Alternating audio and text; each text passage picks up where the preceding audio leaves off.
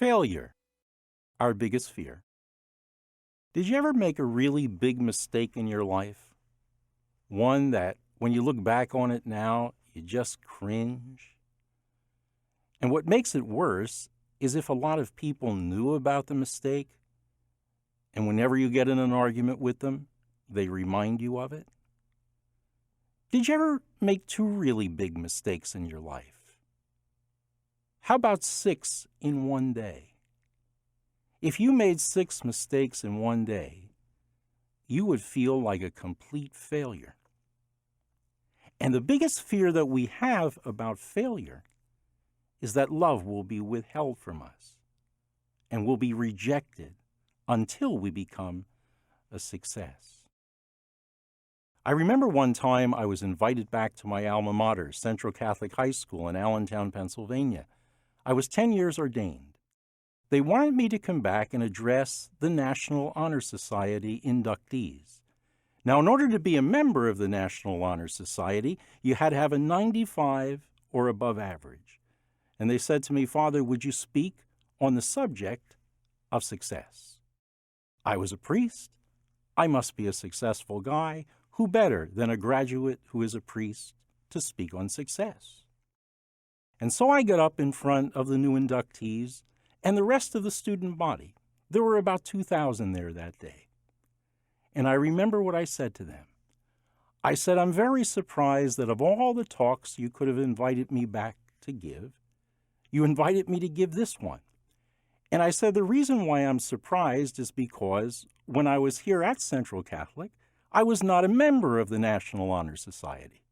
As a matter of fact, I graduated from Central Catholic High School with a general average of 72.2. I graduated summa cum the generosity of the faculty. And I remember saying to the students there, my greatest fear as I give this talk is that those of you who are not members of the National Honor Society will think that you'll never succeed. I said, but I have an even greater fear, that those of you who are members of the National Honor Society will think you'll never fail. What I've learned from people most of my life is that they have learned far more from their failures than they did from their successes. And probably no one learned more from their failures than St. Peter. He made 6 of them in one day. And they were all made at the Last Supper and right after. Mistake number 1. Jesus said, "One of you is going to deny me." What did Peter say? "I'll die for you."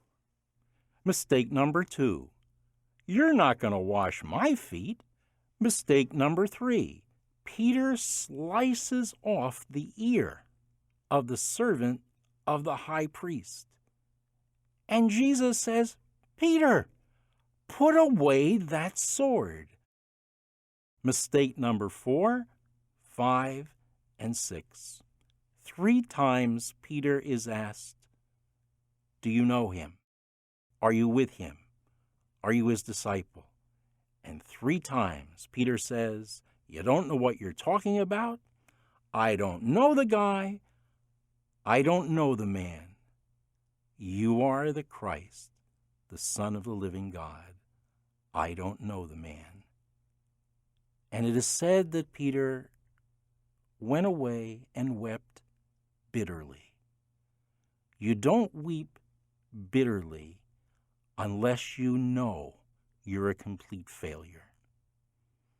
After the resurrection, Jesus meets Peter in the midst of his failure and asks him 3 questions.